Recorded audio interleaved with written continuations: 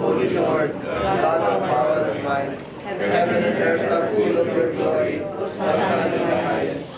Blessed is he who comes in the name of the Lord. Hosanna in the highest. Lord, you are holy, the fountain of all holiness. Let your Spirit come upon these gifts to make them holy, so that they may become for us the body and blood of our Lord Jesus Christ. Before he was given up to death, the death he freely accepted, he took bread and gave you thanks. He broke the bread, gave it to his disciples, and said, "Take this, all of you, and eat it. This is my body, which will be given up for you."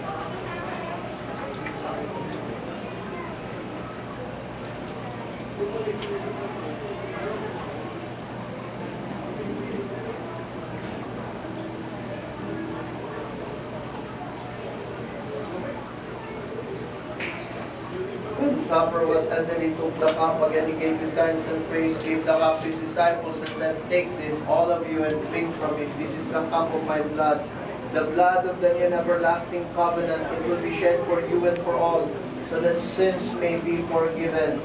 Do this in memory of me."